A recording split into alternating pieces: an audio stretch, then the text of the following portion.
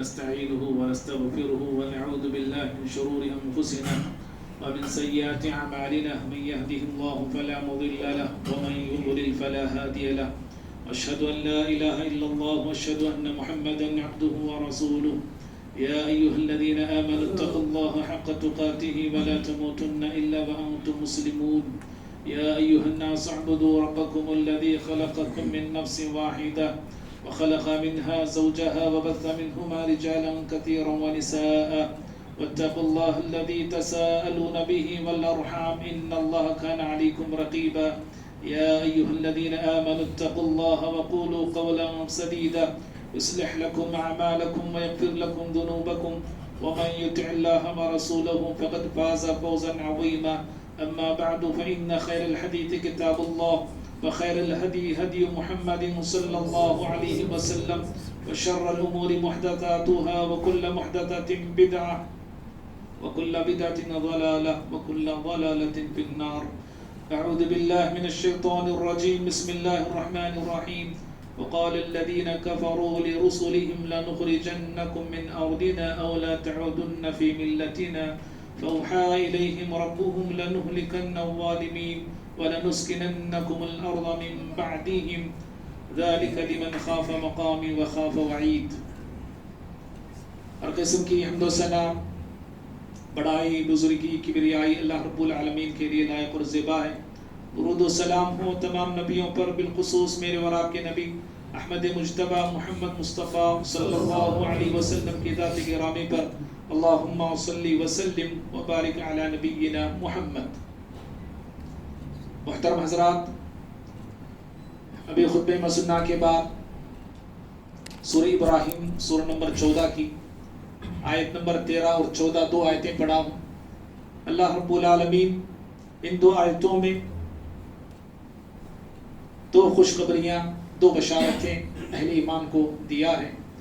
پہلی بشارت تو یہ ہے کہ جو زمین پر ظالم ہیں، ظلم ڈھاتے ہیں، ظلم کرتے ہیں اللہ کے بندوں پر، نیک بندوں پر، اللہ تعالیٰ ایک نہ ایک دن ایسے ظالموں کو تباہ کرے گا، ہلاک کرے گا. اور دوسری بشارت یہ دی کہ ظالموں کی بستیوں پر، ظالموں کے علاقوں پر اللہ تعالیٰ اپنے نیک بندوں کو آباد کرے گا. اللہ تعالیٰ نے کہا وقال الذین کفروا لرسلہم، جنہوں نے کفر کیا انہوں نے رسولوں سے کہا لنخرجنکم من ارضنا، کہ ضرور ہم تم کو اپنی زمینوں سے نکال دیں گے. او لا تعودن فی ملتنا، یا تم ہمارے دین میں لوٹ کے آ جاؤ. فاوحی الیہم ربہم، اللہ رب العالمین نے رسولوں کی طرف اس بات کی وحی کی لنہلکن الظالمین، ضرور ہم ظالموں کو ہلاک کریں گے.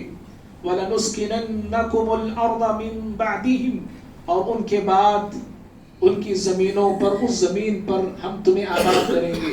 ذَلِكَ لِمَنْ خَافَ مَقَامِي وَخَافَ وَعِيدِ، یہ ان لوگوں کے لیے ہے جو میرے سامنے کھڑے ہونے سے ڈرتے ہیں اور میرے عذاب سے ڈرتے ہیں. حضرات، اس آیت میں اللہ تعالیٰ نے دو تین باتیں جو بڑی اہمیت کی حامل ہیں وہ بتایا ہے. پہلی بات تو یہ بتایا ہے کہ ڈرانا، اللہ کے نیک بندوں کو دھمکانا، اللہ کے نیک بندوں کو ٹارچر کرنا، اس کی تاریخ بڑی پرانی ہے. اس تاریخ کو اللہ تعالیٰ نے اس آیت میں بیان کیا ہے کہ جیسے اہل ایمان کو ڈرایا گیا، وہیں پر وقت کے جلیل القدر پیغمبروں کو، نبیوں کو، رسولوں کو کافروں نے ڈرایا ہے، دھمکایا ہے، اور انہیں دھمکیاں دی ہیں کہ ہم تمہیں ضرور اپنی زمین سے نکالیں گے، یا تمہیں اپنے ہمارے دین میں لوٹ کے آنا ہوگا. اس طرح رسولوں کو اہل کافر، اہل مشرک ڈرانے کی کوشش کرتے تھے. تو اگر آج ہمیں بھی ڈرایا جاتا ہے، دھمکایا جاتا ہے اور ہمیں جو ہے خوف زدہ کیا جاتا ہے، تو یہ کوئی نئی بات نہیں ہے، یہ تاریخ بڑی پرانی ہے. اور دوسری بات اللہ تعالیٰ نے اس آیت میں یہ بتایا ہے کہ جو زمین پہ ظالم ہو کے زندگی جیتا ہے، ظالم ہو کے رہتا ہے، اور اللہ کے جو نیک بندے ہوتے ہیں، اللہ کے جو متقی بندے ہوتے ہیں، ایسے اللہ کے نیک بندوں کو، متقی بندوں کو جو ظلم کرتا ہے، جو ظلم ڈھاتا ہے، ایک نہ ایک دن اللہ تعالیٰ ایسے ظالموں سے انتقام لیتا ہے، اللہ تعالیٰ ایسے ظالموں سے بدلہ لیتا ہے، اور صرف بدلہ ہی نہیں کہا وَلَا نُهْلِكَنَّ الظَّالِمِينَ، اللہ ایسے ظالموں کو ہلاک کر دیتا ہے اور تباہ کر کے رکھ دیتا ہے۔ اور تیسری بات اللہ نے اس آیت میں یہ بتائی کہ جہاں ظالموں کی حکومتیں ہوتی ہیں، جہاں ظالم راج کرتے ہیں، اور جن علاقوں پر، جن بستیوں پر ظالموں کا بسیرا ہوتا ہے، اللہ رب العالمین ان علاقوں پر یا ایسے بستیوں پر مظلوم جو بندے ہوتے تھے، جن پہ ظلم ڈھایا جاتا تھا، جن پہ ظلم کیا جاتا تھا، جو اللہ کے نیک بندوں کو ستایا جاتا تھا، ان مظلوموں کو، ان نیکوکار بندوں کو اللہ تعالیٰ ان زمینوں پر آباد کرتا ہے، ان زمینوں پر لا کے کھڑا کرتا ہے۔ اور چوتھی اور اہم بات اللہ نے یہ بتائی، یہ اللہ تعالیٰ کن لوگوں کے ساتھ کرتا ہے، کیسے نیک بندے، کیسے نیک لوگ، کہا ان بندوں میں دو صفات کا ہونا ضروری ہے، دو خوبیوں کا ہونا ضروری ہے۔ وہ نیک بندے صرف نام کے نیک بندے نہ ہو، بلکہ ان نیک بندوں میں دو صفات نمایاں طور پہ ہونی چاہیے۔ کہا وہ پہلی صفت یہ ذَلِكَ لِمَنْ خَافَ مَقَامِي، میرے سامنے کھڑے ہونے کے تصور کو یاد کر کے ڈرتے ہوں، میرے سامنے کھڑے ہونے سے ڈرنے کی صفت ان میں پیدا ہوتی ہو۔ اور پھر دوسری چیز اللہ نے بتایا جو اللہ کے سزا ہے، اللہ کا جو عذاب ہے، اللہ کی جو گرفت ہے، اللہ کے عذاب کو یاد کر کے ڈرتے ہیں، اللہ کے سزاؤں کو یاد کر کے ڈرتے ہیں، اللہ کی پکڑ کو یاد کر کے ڈرتے ہیں، اور انہیں یاد رہتا ہے کہ اللہ کے سامنے ہمیں کھڑے ہونا ہے، روز محشر اللہ کے سامنے ہمیں جواب دینا ہے۔ اور ان ساری باتوں کو یاد کر کے یہ نیک بندے، یہ اہل ایمان دہل جاتے ہیں اور ہل جاتے ہیں۔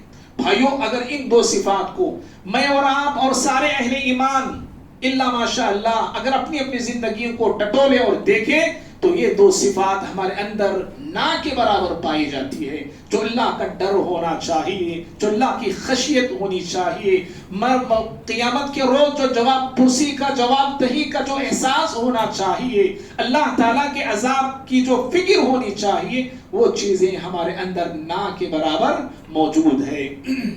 اور جو بندے اللہ تعالیٰ سے ڈرتے ہیں، اللہ تعالیٰ کا خوف کھاتے ہیں، دنیا کی کوئی طاقت ایسے بندوں کو ڈرا نہیں سکتی ہے، دنیا کی کوئی طاقت ایسے بندوں کو دھمکا نہیں سکتی ہے۔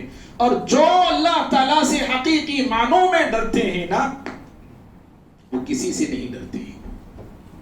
معزز بھائیوں، کیسے اللہ تعالیٰ نے مظلوموں کو آباد کیا، کیسے ظالموں کو ہلاک کیا، کیسے ظالموں کو رسوا کیا، جو سر فقر اور غرور سے اٹھے تھے، اللہ ان سروں کو کیسے دبا دیا اور کیسے کچل دیا۔ تاریخ ایسے واقعات سے بھری پڑی ہے۔ پیارے نبی صلی اللہ علیہ وسلم کے ایک واقعے کی طرف اشارہ کر کے ہم آگے بڑھتے ہیں۔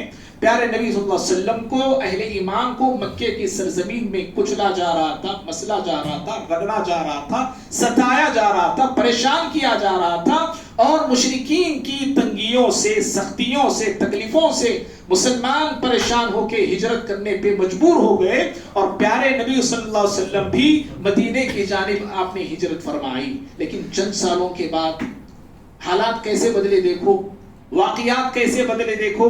جن ظالموں نے صحابہ کو نکلنے پہ مجبور کیا، جن ظالموں نے مسلمانوں کو ستایا، پریشان کیا، پیارے نبی صلی اللہ علیہ وسلم کے قتل کے مشورے کیے، 8 سال کے بعد حالات ایسے بدلے کہ جس زمین سے صحابہ نکلنے پہ مجبور ہو گئے، جس زمین سے صحابہ کو نکلنے پہ مجبور کیا گیا، وہ زمین، وہ مکہ کی سرزمین، مسلمان اس زمین میں فاتح کی حیثیت سے داخل ہوتے ہیں، حکمران کی حیثیت سے داخل ہوتے ہیں، اور سارے وہ مشرک، سارے وہ کافر جنہوں نے صحابہ کو ستایا، پریشان کیا تھا، سر جھکائے، شرمندہ ہو کے، رسوا ہو کے سارے کے سارے کھڑے تھے۔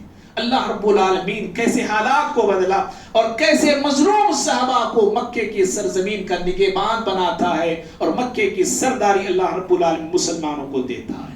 معزز بھائیوں، اللہ کی یہ سنت ہے، اللہ تعالیٰ کی یہ سنت ہے، اللہ تعالیٰ کا یہ قانون ہے، اور اللہ رب العالمین کا یہ طریقہ ہمیشہ سے رہا ہے کہ اللہ تعالیٰ ایک نسل کے بعد دوسری نسل کو لاتا ہے، ایک پیڑھی کے بعد دوسری پیڑھی آتی ہے، دوسری کے بعد تیسری پیڑھی آتی ہے۔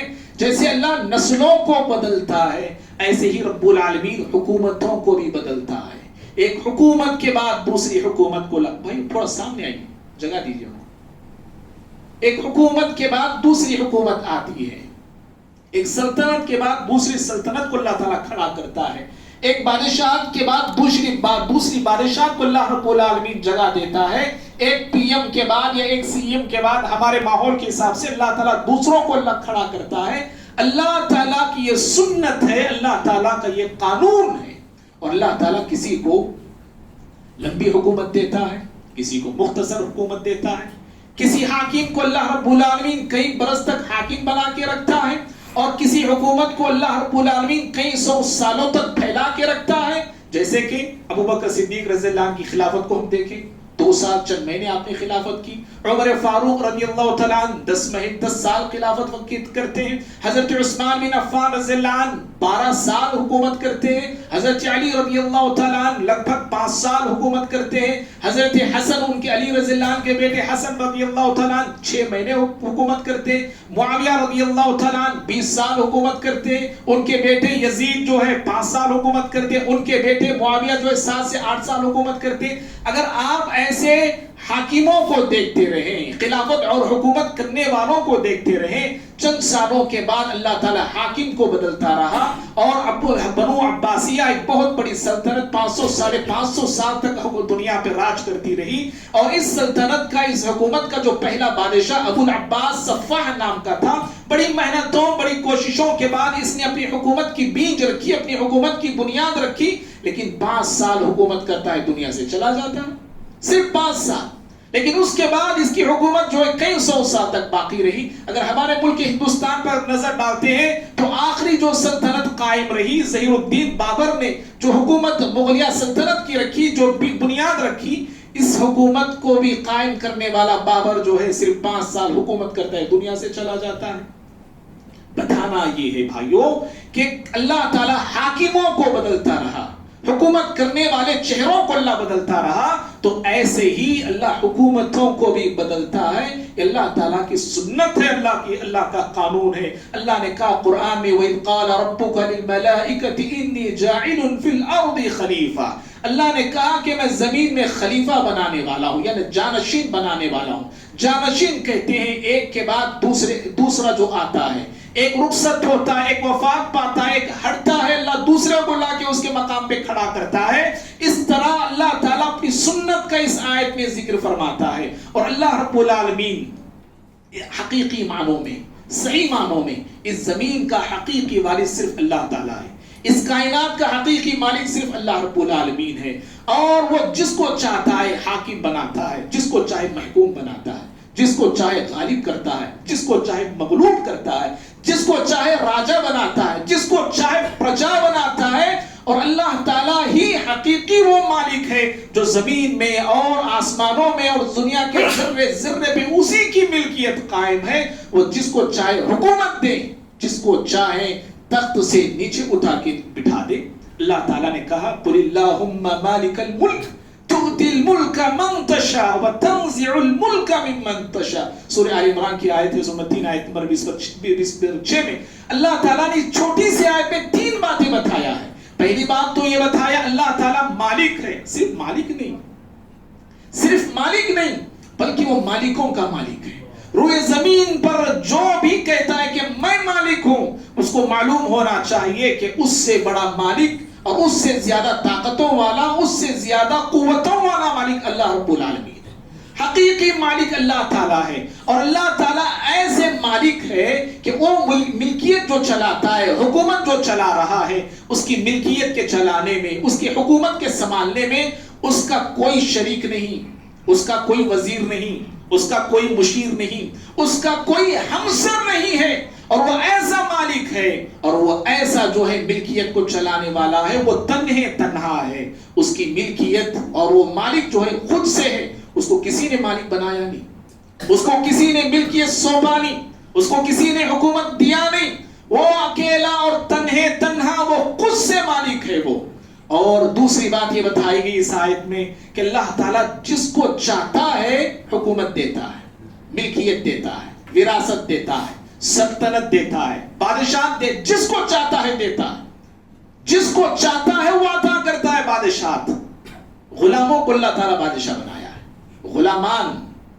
یہاں پہ کبھی قوم نے حکومت کی ہمارے ہندوستان پہ، خاندان غلامان، نام ہی ان کا خاندان غلامان، لگ بھگ کئی 20 سال کے قریب شاید ان کی حکومت چلی، جو غلام خاندان سے تعلق رکھنے والے لوگ تھے۔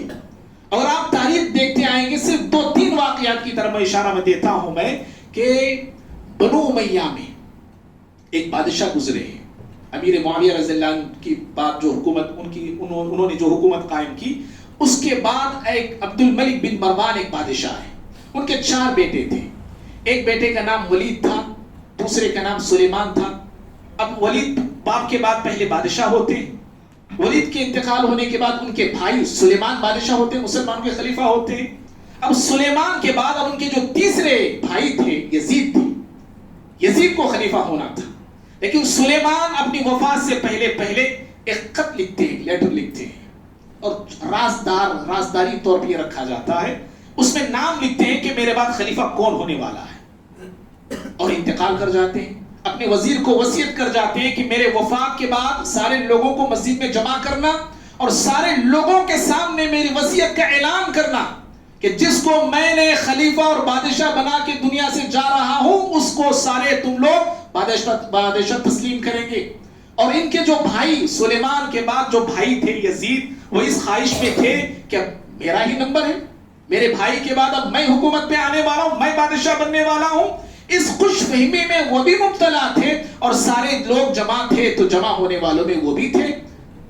تو جو وزیر تھے، ان کے جو خاص آدمی تھے، وہ خط پڑھ کے سناتے ہیں، اور جب خط پڑھا گیا تو نام آتا عمر بن عبدالعزیز رحمہ اللہ کا، عمر بن عبدالعزیز رحمہ اللہ کا۔ سمجھ رہے؟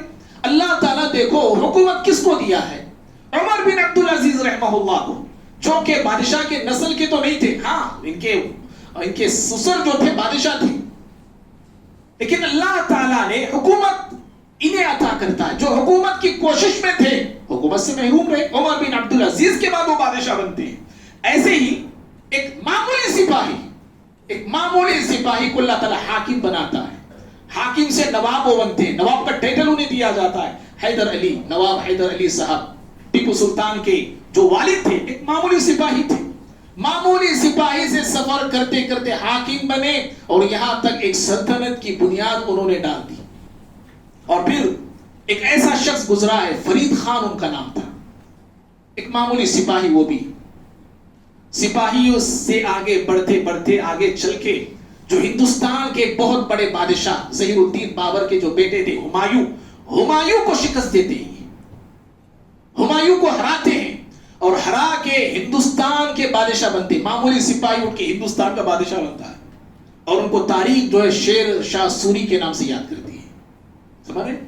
بتانا اور کہنا یہ ہے، اللہ تعالیٰ جس کو چاہتا ہے حکومت عطا کرتا ہے، حکومت سے سرفراز کرتا ہے۔ اور تیسری بات اللہ نے اس آیت میں یہ بتائی، وَتَنزِعُ الْمُلْكَ مِمَّن تَشَاءُ، اللہ کسی حکومت کو ہمیشہ نہیں رکھا ہے، کسی حاکم کو اللہ ہمیشہ حاکم بنا کے نہیں رکھا ہے۔ اللہ تعالیٰ حاکموں کو بدلتا ہے، اللہ حکومتوں کو بدلتا ہے، جس سے چاہے رب العالمین حکومت کو چھین لیتا ہے۔ اور جب اللہ تعالیٰ حکومت کو چھیننے کا ارادہ کرتے ہیں، حکومت کو گرانے کا ارادہ کرتے ہیں، حاکم کو بدلنے کا ارادہ کرتے ہیں، تو وہ حاکم، وہ حکومت، وہ بادشاہ، وہ بادشاہت والے سارے لوگ مل کے اپنی قوت لگا دیں، اپنی دولت لگا دیں، اپنی طاقت لگا دیں، ساری کوششیں کر لیں۔ جب اللہ نے چاہا تو دنیا والوں کی کوئی چاہ چل نہیں سکتی اور ٹہر نہیں سکتی ہے۔ جب اللہ حکومت کو گرانا چاہتا ہے تو پھر گرا کے رکھ دیتا ہے۔ معزز بھائیوں، اللہ تعالیٰ حکومتیں گراتا کیوں ہے؟ یہ حکومتیں بدلتا کیوں ہے؟ حاکموں کو بدلتا کیوں ہے؟ چہرے کیوں بدلتا ہے؟ کئی ایک حکمتیں ہیں اس کے اندر، کئی ایک حکمتیں ہیں۔ 2 حکمتوں کی طرف اشارہ ہم دیتے ہیں۔ سب سے پہلی حکمت یہ ہوتی ہے، اللہ جو حکومت کو بدلتا ہے، حاکم کو جو بدلتا ہے، رب العالمین کی پہلی حکمت یہ ہوتی ہے، اللہ بندوں کا امتحان لینا چاہتا ہے، اللہ بندوں کا امتحان لینا چاہتا ہے۔ حاکم بنا کے امتحان کسی کا لیتا ہے، محکوم بنا کے کسی کا امتحان لیتا ہے، کسی کو غالب کر کے اللہ امتحان لیتا ہے، کسی کو مغلوب کر کے اللہ امتحان لیتا ہے، کسی کو تخت پر بٹھا کر کسی کو سی ایم اور پی ایم بنا کے اس کا امتحان لیتا ہے، اور کسی کو سی ایم اور پی ایم کے نیچے ایک عام پبلک بنا کر اللہ تعالیٰ امتحان لیتا ہے۔ اللہ رب العالمین کا مقصود بندوں کا امتحان ہوتا ہے، حکومتوں کو بدلنے کا مقصود امتحان ہوتا ہے، حاکموں کو بدلنے کا مقصود رب العالمین کا امتحان ہوتا ہے۔ اللہ تعالیٰ نے کہا سورہ انعام کی آخری آیت ہے، یہ سورہ نمبر 6 آیت نمبر 160 پر 5 میں اللہ نے فرمایا وَهُوَ الَّذِي جَعْلَكُمْ خَلَائِفَ الْأَرْضِ مِنْ بَعْدِ وَهُوَ الَّذِي جَعْلَكُمْ خَلَائِفَ الْأَرْضِ وَرَفَعَ بَعْضَكُمْ فَوْقَ بَعْضٍ دَرَجَاتٍ لِيَبْلُوَكُمْ فِيمَا آتَاكُمْ۔ کہا کہ وہی اللہ ہے جو تمہیں زمین پہ حکومت دیتا ہے، خلافت دیتا ہے، اور بعض کو بعض پر فوقیت دیتا ہے، بعض کو بعض پر مقام دیتا ہے، اونچا مرتبہ دیتا ہے، اونچی پوزیشن دیتا ہے، عہدہ دیتا ہے کسی کو، منصب دیتا ہے کسی کو، کرسی دیتا ہے کسی کو۔ کیوں؟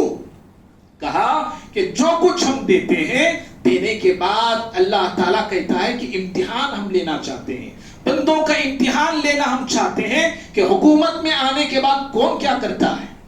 حکومت میں آنے کے بعد کہیں کوئی فرعون تو بن نہیں جاتا، حکومت میں آنے کے بعد حکومت کا نشہ اسے ایسے اس کے دل اس کے سر پر سوار نہیں ہوتا کہ وہ قارون کہیں بننا چاہے، شداد نہ بننا چاہے۔ اللہ تعالیٰ اس طرح بندوں کا امتحان لیتا ہے حکومتوں کو بدل کے، کہ حکومت بدلتی ہے، کیوں بدلتی ہے، کس لیے بدلتی ہے۔ ایک حاکم بناتا ہے پروردگار، پھر دوسرے حاکم کو لاتا ہے، پھر تیسرے کو لاتا ہے، تاکہ ہر ایک کا امتحان لے کہ ہر ایک حکومت پانے کے بعد کہیں مغرور تو بن نہیں جاتے ہیں، کہیں اللہ کے بندوں پہ ظلم تو نہیں ڈھاتا ہے، کہیں اللہ کے بندوں پہ ظلم تو نہیں کرتا ہے، کہیں اسلام کو دبانے کی اور اسلام کو کچلنے کی کوشش تو نہیں کرتا ہے۔ اللہ اس طرح بندوں کا امتحان لیتا ہے۔ اور دوسرا مقصود اللہ کا یہ ہوتا ہے حکومتوں کے بدلنے کا، حاکموں کے بدلنے کا، وہ یہ ہے کہ اللہ کام دیکھنا چاہتا ہے، کون صحیح ڈھنگ سے کام کرتا ہے، کون صحیح طریقے سے کام کرتا ہے، کون لوگوں کو الو بناتا ہے کام کے نام پہ، کون لوگوں کو بیوقوف بناتا ہے کام کے نام پہ، کون لوگوں کو کام کے نام پہ لوگوں کو بہلانے کی اور پھسلانے کی کوشش کرتا ہے، کون لوگوں کو جھوٹی امیدیں دلاتا ہے، کون لوگوں کو جھوٹے آرزویں دلاتا ہے۔ اللہ رب العالمین یہ دیکھنا چاہتے ہیں کہ کام کون کرتا ہے اور کام کون نہیں کرتا ہے۔ اور آج حکومتیں دیکھیے جو اللہ تعالیٰ نے انہیں حاکم بنایا ہے، کوئی سی ایم بنتا ہے، کوئی پی ایم بنتا ہے، نہ جانے کون کون جو ہے، کوئی محلے کا بنتا ہے، کوئی گلی کا بنتا ہے۔ بننے کے بعد اللہ تعالیٰ ان سے کام دیکھنا چاہتا ہے، ان سے کام لینا چاہتا ہے، اور اللہ تعالیٰ ان سے دیکھنا چاہتا ہے کون اچھا کام کرتا ہے۔ لیکن یہ لوگ حکومتوں میں آنے کے بعد، عہدوں کو پانے کے بعد لوگوں کو لڑانے کا کام کرتے ہیں، لوگوں میں نفرت پیدا کرنے کا کام کرتے ہیں، لوگوں پہ ظلم ڈھانے کا کام کرتے ہیں، اللہ کے بندوں کو ستانے کا کام کرتے ہیں۔ ابھی آپ نے دیکھا نہیں، رفح کے مقام پر اسرائیل نے اتنی بمباری کیا کہ کئی لوگ جل گئے، کئی معصوم جل گئے، کئی عورتیں جل گئیں، جو ٹینٹ میں زندگی جی رہے تھے لوگ، اور ان کے ٹینٹوں پر جو ہے بمباری کی گئی، اور کئی لوگ جو ہے آگ کا لقمہ بن گئے۔ ان کی آہیں، ان کی چیخیں، ان کا رونا ساری دنیا کو ویڈیو کے ذریعے جو سنایا جا رہا ہے، اور سارے لوگ دیکھ رہے ہیں۔ یہ ظالم ہیں، یہ اللہ تعالیٰ نے یہ حکومتیں دی کام کرنے کے لیے، انسانیت پر رحم کا معاملہ کرنے کے لیے، انسانیت پہ ہمدردی کرنے کے لیے، انصاف کا بول بالا کرنے کے لیے۔ لیکن یہ لوگ ہیں کہ حکومت کے نشے میں چور ہو کر اور حکومت کے نشے میں مغرور ہو کر اللہ کے بندوں پہ ظلم ڈھاتے ہیں اور اللہ کے بندوں پہ ظلم کرتے ہیں۔ اللہ رب العالمین ایسے بندوں سے، ایسے ظالموں سے ضرور انتقام لے گا۔ معزز بھائیوں، ہمارے ہندوستان کا ماحول بھی ایسے ہی بنا ہوا ہے کہ آج ہندوستان پہ حکومت کرنے والے لوگ، حکومت پہ آنے والے لوگ، ان کا ترہ امتیاز بھی، ان کی شناخت، ان کی پہچان بھی یہی بنی ہے کہ لوگوں میں نفرت کی بیج کو بویا جائے، ہندو مسلم کیا جائے، اور مندر مسجد کے نام پہ عورتوں کو حاصل کیا جائے، اور یہی ان کی سیاست بنی ہوئی ہے۔ اور اسی سیاست کو یہ لوگ سارے کے سارے ظالم چمکانے کی کوششیں کر رہے ہیں۔ ہونا تو یہ چاہیے تھا کہ اس ملک ہندوستان کو سونے کی چڑیا بنانے کی کوشش کرتے، جیسے ہمارے مسلم بادشاہوں نے اس ملک کو سونے کی چڑیا بنایا تھا، یہ ظالم ہیں کہ وکاس کے نام پہ اس ملک کو ستیہ ناش کر کے رکھ دیا ہے۔ اور بھائیوں، یہ حکومتوں کے بلبوتے پر اور حکومتوں کے نگرانی میں مسلمانوں کے خلاف یہاں کے غیر مسلم لوگوں کے ذہنوں میں زہر کو بھرنے کے لیے ایسے فلمیں بھی جو ہے آئی ہوئی ہیں۔ اس سے پہلے جو ہے کشمیر کے نام سے آئی، کیرلا کے نام سے آئی، ابھی ایک آئندہ شاید نیکسٹ ہفتہ جو ریلیز ہونے کا دعویٰ ہو رہا ہے کہ ہم دو ہمارے 12 کے نام پہ ایک فلم جو تیار کی گئی ہے، جس میں بتایا گیا ہے کہ مسلمان کیسے دہشت گرد ہوتے ہیں، کیسی وحشتناک طبیعت کے ہوتے ہیں، کیسے درندہ صفت ہوتے ہیں، عورتوں کی کیسی ہوس ان کے اندر ہوتی ہے۔ اس فلم میں بتانے کی مذموم اور ناپاک اور گندی کوشش کی گئی۔ بس بتانا یہ ہے کہ مسلمان ایسے ہوتے ہیں، مسلمان ایسے درندہ صفت کے لوگ ہوتے ہیں، یہ عورتوں پر کو بخشتے نہیں۔ اگر عورت حاملہ ہے، حمل سے کرا رہی ہے، تب بھی اپنی خواہش کو پوری کرتے ہیں، اس میں بتانے کی کوشش کی گئی۔ کوئی عورت بیمار ہے، بیماری سے رو رہی ہے، تب بھی یہ لوگ جو اپنی بیمار عورت کو بخشتے نہیں۔ بس بچے پیدا کرنا، ہم دو ہمارے 12 کے نام پہ یہ لوگ جو ہے پورے ہندوستان میں مسلمانوں کے خلاف ایسی گندی سیاست کرنے کی کوششیں یہ کر رہے ہیں۔ اللہ رب العالمین حکومت دیا ہے، دیتا ہے، کیوں دیتا ہے؟ کہا سورہ یونس میں اللہ نے لِنَنْظُرَ كَيْفَ تَعْمَلُونَ، ہم زمین پہ حکومتیں بدلتے ہیں، ایک کے بعد دوسرے جانشین کو لاتے ہیں تاکہ ہم دیکھنا چاہتے ہیں کہ کون اعمال کیسے کرتا ہے۔ اور بھائیوں، وقت ہو رہا ہے، بات کو میں سمیٹ لیتا ہوں، ہمیں کیا کرنا ہے؟ حکومتیں یاد رکھیے، اب حکومت بدلنے کا ایک وقت چل رہا ہے۔ لوگ، سارے ہندوستان کے لوگ 4 جون کا انتظار کر رہے ہیں کہ 4 جون پہ کیا ہونے والا ہے۔ مسلمانوں کو امید ہے کہ شاید حکومت بدلے گی۔ حکومت پہ رہنے والے یہ سوچ رہے ہیں کہ 400 پار ہم ہونے والے ہیں۔ بس ایک اس تاریخ کے انتظار میں سارے کے سارے کھڑے ہیں۔ ہمیں کیا کرنا ہے؟ ہم نے بٹن دبا دیا، ہم نے سمجھ لیا کہ ہمارا کام ہو گیا، ہم نے ووٹ ڈال دیا، ہم نے سمجھا کہ ہمارا کام ہو گیا۔ اللہ کے بندو، اس سے بڑا کام اور اہم کام، عظیم کام کی طرف میں اشارہ دینا چاہتا ہوں۔ یہ ایسا کام ہے، اگر خلوص سے ہم کرتے ہیں، اخلاص سے ہم کرتے ہیں، اللہ کے سامنے رو کر اور گڑ گڑا کر کرتے ہیں، تو یاد رکھو اللہ رب العالمین فیصلے بدل دے گا، اللہ رب العالمین حکومتوں کو بدل دے گا، اللہ رب العالمین حاکموں کے چہروں کو بدل دے گا۔ یہ اللہ کا وعدہ ہی ہے۔ اللہ نے کہا سورہ نمل سورہ 27 آیت نمبر 60 میں، امن یجیب المضطر اذا دعا ویکشف السوء وخلفاء الارض، کہا کون ہے جو بے چین انسان کی، بے قرار انسان کی جب وہ دعا کرتا ہے تو دعا کو سنتا ہے، دعا قبول کرتا ہے، اس کی بے چینی کو دور کرتا ہے، اس کی بے قراری کو دور کرتا ہے، اس کے غم کو، تکلیف کو، درد کو اللہ دور کرتا ہے۔ کون؟ اللہ سوال کر رہا، کون ہے وہ تمہاری بے چینی کو دور کرنے والا؟ بے چین انسان بے چینی سے کراتا ہوا، بے قرار انسان بے قراری سے جو ہے کراتا ہوا جب اللہ کو پکارتا ہے، اللہ تعالیٰ سے مدد کا سوال کرتا ہے، اللہ تعالیٰ سوال کرتا ہے کون ہے جو ایسے بے چین انسان کی بے چینی کو، اس کی تکلیف کو، اس کے درد کو دور کرتا ہے۔ اور دور کرنے کی بات اتنی نہیں کرنا، نہیں صرف اتنا نہیں کہا کہ تمہاری تکلیفوں کو دور کرنے والا اللہ ہے، تمہارے درد کو دور کرنے والا اللہ ہے، تمہاری مصیبت کو دور کرنے والا اللہ ہے، صرف اتنا نہیں کہا وَيَجْعَلَكُمْ خُلَفَاءَ الْأَرْضِ، اور اللہ تعالیٰ زمین پر تمہیں خلیفہ بھی بناتا ہے، حکومت بھی اللہ تعالیٰ تمہیں عطا کرتا ہے۔ ضرورت ہے اللہ تعالیٰ سے تعلق کو لگانے کی، اللہ تعالیٰ سے رشتے کو مضبوط کرنے کی، اللہ رب العالمین سے اپنے اللہ تعالیٰ کو منوانے کی اور رب العالمین کے قریب ہونے کی، اللہ رب العالمین کے سامنے گڑ گڑانے کی، رونے کی اور اللہ تعالیٰ کے سامنے الہ زاری کرنے کی ضرورت ہے۔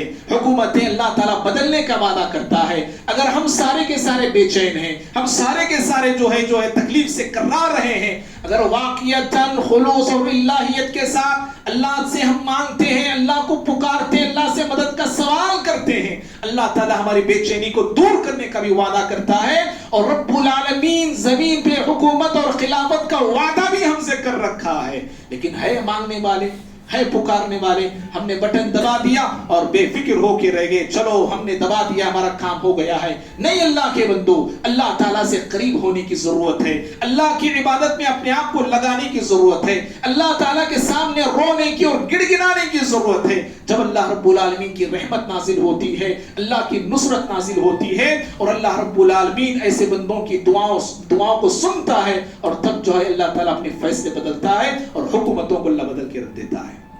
بھائیوں، آخری بات ہے، پیارے نبی صلی اللہ علیہ وسلم اپنی زندگی میں ایسے کئی ایسے مواقعوں پر اپنے دعاؤں کا سہارا لیا ہے، آپ نے اللہ تعالیٰ سے دعائیں کی ہیں۔ پیارے نبی صلی اللہ علیہ وسلم نے جب مسلمان مکے میں کمزور تھے، بے بس تھے، لاچار تھے، مجبور تھے، مسلمانوں کے پاس طاقت نہیں، قوت نہیں، ہتھیار نہیں، اسباب نہیں تھے، تو ایسے وقت پیارے نبی صلی اللہ علیہ وسلم نے اللہ سے دعا کی، کہا کہ اللہ ایسے افراد اسلام کو عطا فرما جو افراد اسلام کے لیے قوت کا ذریعہ بنے، طاقت کا ذریعہ بنے، اسلام کو اے اللہ ان افراد کے ذریعے غلبہ عطا فرما، عزت عطا فرما۔ ترمذی کی روایت ہے، پیارے نبی صلی اللہ علیہ وسلم نے دعا کرتے ہوئے کہا اللہم اعز الاسلام، اے اللہ اسلام کو عزت دے، اسلام کو غلبہ دے، اسلام کو طاقت اور قوت دے، ان دو لوگوں کے ذریعے، ان دو میں سے ایک آدمی کے ذریعے۔ اے اللہ جو شخص تیرے پاس محبوب ہے، جو شخص تیرے لیے تیرے سامنے پسندیدہ ہے، ابو جہل میں سے، عمر بن خطاب میں سے، اے اللہ ان دو میں سے ہدایت عطا فرما کسی کو، اور ان دو میں سے اے اللہ جو محبوب ہے ہدایت دے کے اسلام کو غلبہ عطا کر۔ پیارے نبی صلی اللہ علیہ وسلم نے دعا کی، اللہ رب العالمین عمر بن خطاب رضی اللہ عنہ اسلام کی دولت سے مالا مال کرتا ہے، اور ابن مسعود رضی اللہ تعالیٰ عنہ کہتے ہیں کہ جب حضرت عمر بن خطاب رضی اللہ عنہ مسلمان ہوئے تو سارے مسلمان پہلی مرتبہ خانہ کعبہ میں نماز پڑھتے ہیں، خانہ کعبہ میں نماز پڑھتے ہیں۔ ہمیں بھی ضرورت ہے دعائیں کرنے کی، اے اللہ ایسے افراد کو کھڑا کر، ایسے رجال کو اللہ پیدا کر جو اسلام کی حفاظت کرنے والے ہوں، مسلمانوں کی حفاظت کرنے والوں ہوں، اسلام کے جو قلعے ہیں، جو مساجد ہیں، مدارس ہیں، ہمارے مراکز ہیں، اے اللہ ان تمام کی حفاظت کرنے والے ایسے اشخاص کو، ایسے لوگوں کو کھڑا کر، پیدا کر۔ ہمیں بھی اللہ تعالیٰ سے مانگنے کی ضرورت ہے میرے بھائیوں۔ اللہ تعالیٰ سے ہم دعا کرتے ہیں، اللہ رب العالمین مجھے بھی، آپ کو بھی، ہم سبھی کو اللہ تعالیٰ سے مانگنے، اللہ تعالیٰ کے سامنے گڑ گڑانے کی توفیق عطا فرمائے۔ اللہ رب العالمین ہم تمام پر رحم اور کرم کا معاملہ فرمائے۔ اللہ تعالیٰ اچھے حکمران اس ملک کو عطا فرمائے، اچھے حکمران اور انصاف پسند حکمران اللہ تعالیٰ مسلمانوں کو عطا فرمائے، اور حکومت اور سیادت اور حکومت کی چیزیں ہمارے اندر سے مفقود ہو گئی ہیں۔ پروردگارہ ہمارے اندر اچھے حاکموں کو پیدا فرما، اچھے لیڈروں کو پیدا فرما، پروردگارہ قوم کی درد اور قوم کی فکر رکھنے والے لوگوں کو پیدا فرما۔ پروردگارہ ظالم حکومتوں کو ستیاناش کر دے، اے اللہ ظالم حکومتوں کو تباہ کر دے۔ نتنیاہو جو فلسطینیوں پہ، کمزوروں پہ ظلم ڈھاتا ہے، پروردگارہ اس کی طاقت کو ختم کر دے، اللہ ان حکومتوں کو گرا کے رکھ دے، اور اے اللہ ہمارے ملک ہندوستان پر رحم فرما، یہاں بھی اچھے حکمران عطا فرما۔ جو ظالم طاقتیں ہیں، جو 400 پار کا دعویٰ کرتے ہیں، اللہ تعالیٰ ان کے ارادوں کو ناکام کریں، اور اللہ ان کے صفوں میں دراریں، اختلاف، انتشار کو پیدا فرمائے۔ اللہ ہم تمام کو ایک بنائے، نیک بنائے، صراط مستقیم پہ ہم تمام کو قائم اور دائم رکھیں۔ آمین۔ اقول قولی ھذا استغفر اللہ لی ولکم ولسائر المسلمین من کل ذنب واستغفروہ انہ هو الغفور الرحیم۔